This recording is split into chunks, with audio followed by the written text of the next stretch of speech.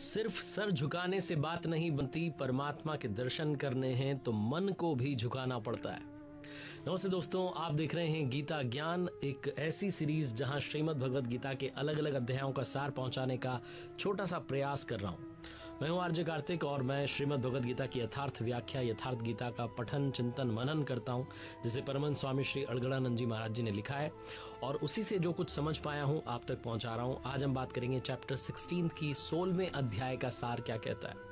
अगर आप ये सीरीज बहुत ध्यान से देख रहे हैं, समझ रहे हैं, तो 9th चैप्टर में भगवान श्री कृष्ण ने बात की देवी संपद और आसुरी संपद की। उन्होंने कहा कि आसुरी स्वभाव वाले मुझे तुच्छ कह करके पुकारते हैं क्योंकि उन्हें ये मनुष्य शरीर दिखाई देता है। आसुरी स्वभाव वाले मुझे सही स्वभाव से नहीं जानते, लेकिन जो देवी संपद वाले हैं वो मुझे अनन्य भक्ति के साथ में भजते हैं, बहुत श्रद्धा के साथ में मेरा भजन करते हैं।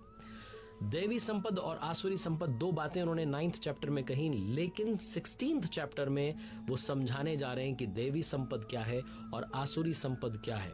देवता और असुर, जिनके बारे में बहुत सारी कथाएं कहानियां हमने सुनी है, ये कैसे होते हैं, उनकी जो विशेषताएं हैं उसको यहाँ 16th चैप्टर में समझाते हैं। भगवान श्री कृष्ण कहते हैं कि अर्जुन, तुम्हें बिल्कुल भी परेशान होने की जरूरत नहीं है क्योंकि तुम देवी संपद को प्राप्त हुए हो। ये संपदाएं कहाँ रहती हैं? तो कहते हैं कि मनुष्यों के स्वभाव दो प्रकार के होते हैं, देवताओं जैसा और असुरों जैसा।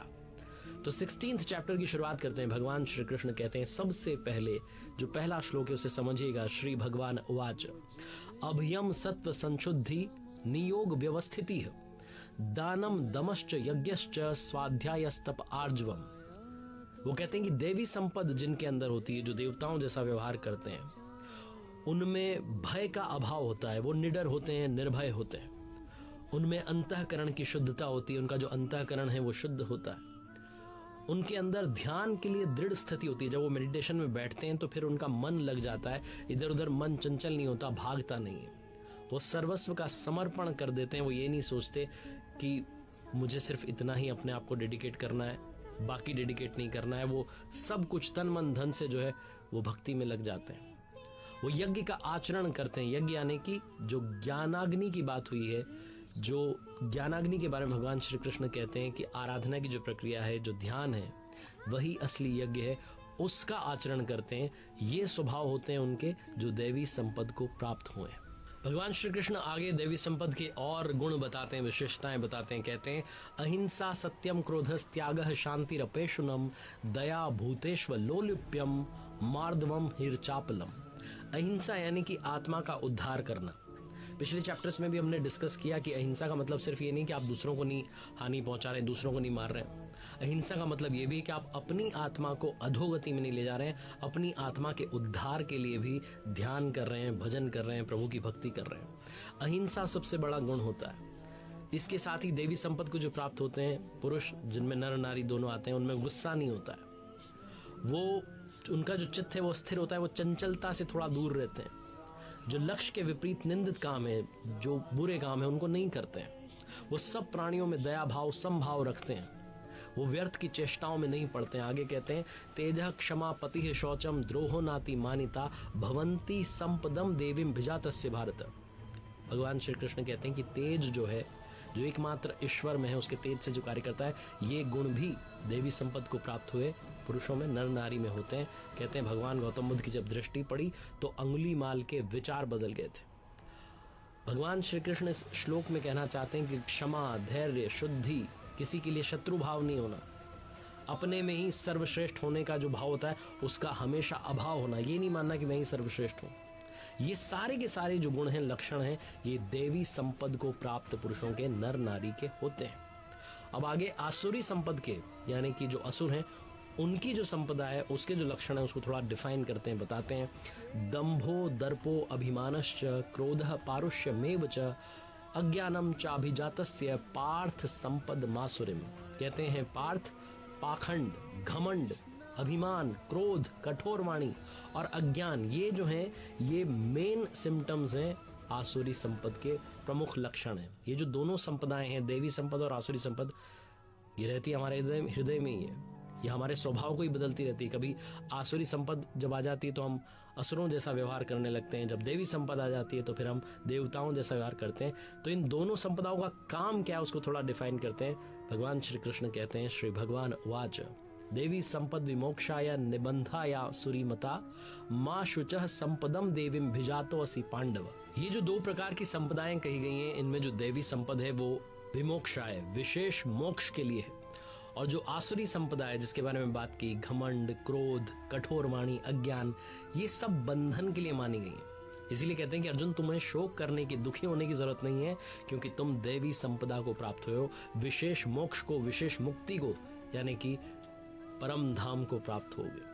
अब इन संपदाओं के बारे में बताते हैं कि रहती कहाँ है।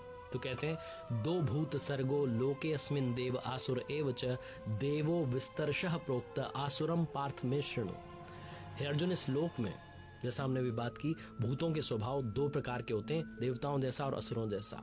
हृदय में जब देवी संपद कार्य रूप ले लेती है तो मनुष्य देवता बन जाता है, जब आसुरी संपद कार्य रूप ले लेती है तो मनुष्य ही असुर बन जाता है। स्वामी जी यथार्थ गीता में लिखते हैं कि चाहे आप कहीं भी पैदा हुए हों, सृष्टि में ये दो ही जातियां हैं, देवी संपद वाली और आसुरी संपद वाली। जो असुर लोग हैं वो कार्यम कर्म में प्रवृत्त होना नहीं जानते, उन्हें पता ही नहीं कि ध्यान क्या है, और अकर्तव्य कर्म से निवृत्त होना नहीं जानते। उन्हें भी नहीं पता कि फिर परम धाम में मिल जाएगा, मोक्ष मिल जाएगी। ना उनमें शुद्धि है, ना आचरण है, ना सत्य है। वो जो पुरुष हैं उनके विचार कैसे होते हैं, थोड़ा और आसुरी संपद के बारे में आगे बातचीत करते हैं। तो भगवान श्री कृष्ण कहते हैं, असत्यम प्रतिष्ठम ते जगदाहुनीश्वरम अपरस्पर संभूतम किमन्यत काम हेतुकम। ये जो आसुरी स्वभाव वाले मनुष्य होते हैं ना, ये कहते हैं कि जगत आश्रय रहित है, झूठा है, बिना ईश्वर के, अपने आप ही स्त्री पुरुष के संयोग से उत्पन्न हुआ है, इसलिए सिर्फ भोग भोगने के लिए ऐसी उनकी फिलॉसफी होती है, और इसकी वजह से उनका स्वभाव नष्ट हो चुका है। वो मंद बुद्धि हैं, क्रूर कर्मी हैं, सिर्फ जगत का नाश करने के लिए उत्पन्न होते हैं। प्रभु आगे कहते हैं, काम वाश्रित्य दुष्पूरम दंभ मान मदान्विता मोहाद गृहीत्वा सद्ग्राहान प्रवर्तन्ते अशुचिव्रता।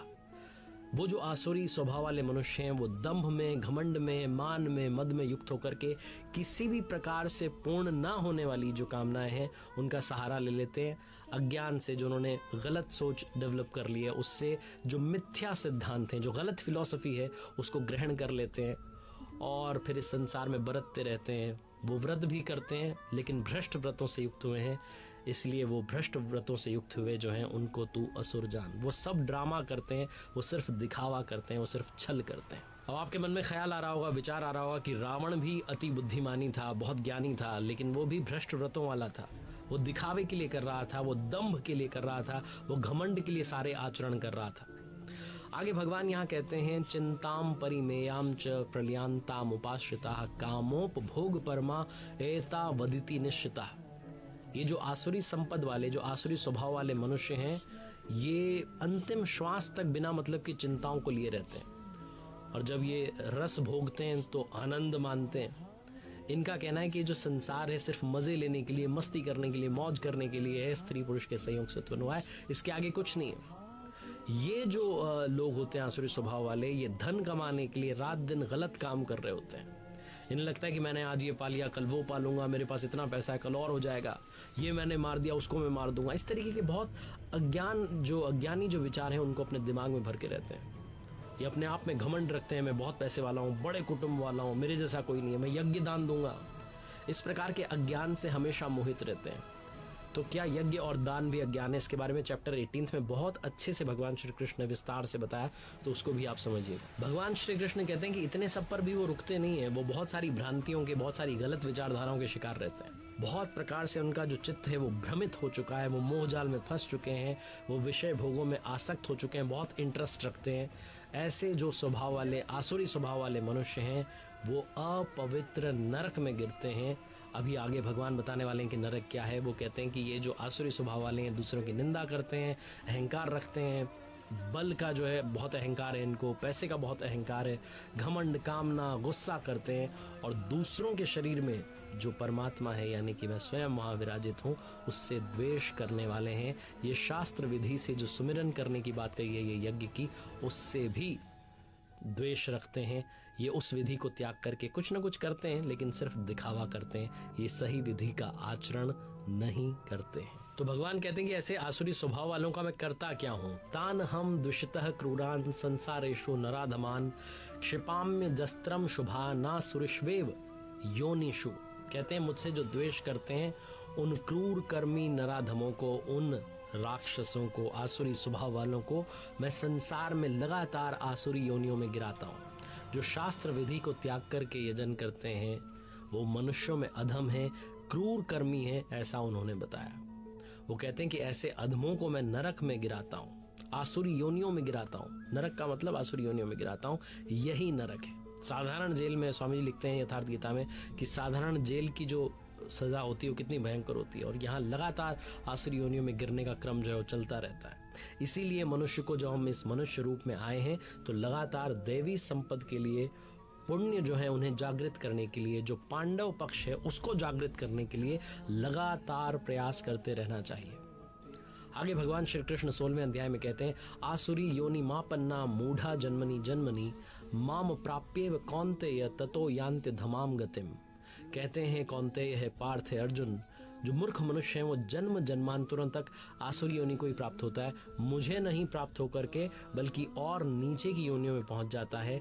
जिस गति को प्राप्त होता है, निचली गति को, उसे नरक कहा गया है। अब ये नरक जो है इसका उद्गम क्या है, कहाँ से ये आता है, कैसे ये आता है? तो कहते हैं त्रिविधम नरकस्येदम द्वारम नाशन मात्मनः कामः क्रोधस तथा लोभस तस्मादे तत्त्रयम् त्यजेत।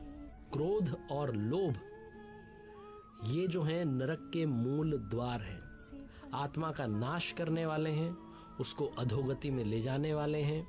काम, क्रोध, लोभ, ये जो तीन हैं इनसे हमें बचना चाहिए। ये तीन प्रकार के मूल दरवाजे हैं जो नरक के लिए खुलते हैं। इसलिए इन तीनों को, काम को, क्रोध को और लोभ को त्याग देना चाहिए, क्योंकि जो सारी आसुरी संपदा है, जो सारा कौरव पक्ष है जिसके बीच में यहाँ युद्ध है, कौरव और पांडवों के बीच में, सारा का सारा कौरव पक्ष जो है इन तीन पर टिका हुआ है, क्रोध, लोभ और काम। इन तीनों को त्याग देंगे तो आप देवी संपद की तरफ अपने आप चलना प्रारंभ कर देंगे। भगवान कहते हैं कि नरक के इन तीनों द्वारों से जो मुक्त हो जाता है पुरुष, वो अपने परम कल्याण के लिए आचरण कर पाता है, ध्यान कर पाता है, ध्यान में अपने मन को, अपने चित्त को स्थिर कर पाता है, और अंत में जाकर के मुझे प्राप्त हो जाता है, उस मंजिल को पहुंच जाता है। और अंत में भगवान श्री कृष्ण कहते हैं, यह शास्त्र विधि मुत्सृज्य वर्तते काम कारतः न सिद्धिम वापनोति न सुखम न पराम गतिम।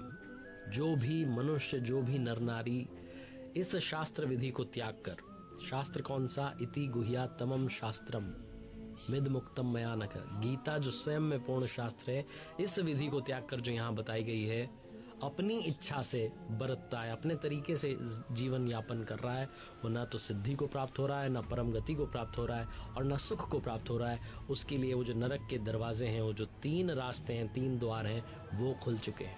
इसीलिए क्या करूं क्या ना करूं, इस अवस्था में अर्जुन को कहते हैं कि तुम इस शास्त्र को ही प्रमाण मानो, और शास्त्र विधि जो है, जो रास्ता बताया गया है ध्यान करने का, मेडिटेशन करने का, उस पर चलना शुरू कर दो। इस 16th चैप्टर में देवासुर संपद विभाग योगो नाम इसका नाम रखा गया है। इस 16th चैप्टर में, 16वें अध्याय में देवी और आसुरी दोनों संपदाओं को बहुत डिटेल से डिफाइन किया गया है, इसलिए इसका नाम रखा गया है देवासुर संपद विभाग योगो नाम षोडशो अध्याय। देखते रहिए मेरे साथ हर बुधवार सुबह 9:30 बजे श्रीमद् भगवद गीता के अलग अलग अध्यायों का सार, 17वें अध्याय का सार अगले बुधवार आप तक पहुंचाने का प्रयास। अगर आप घर बैठे और विस्तार से श्रीमद् भगवद गीता पढ़ना चाहते हैं, उसकी यथार्थ व्याख्या पढ़ना चाहते हैं, तो यथार्थ गीता आप अपने लिए मंगवा सकते हैं। www.यथार्थगीता.com से आज ही अपने लिए फ्री कॉपी ऑर्डर कीजिए, जिसे लिखा है परमहंस स्वामी श्री अणगणानंद जी महाराज जी ने। जय गुरुदेव, जय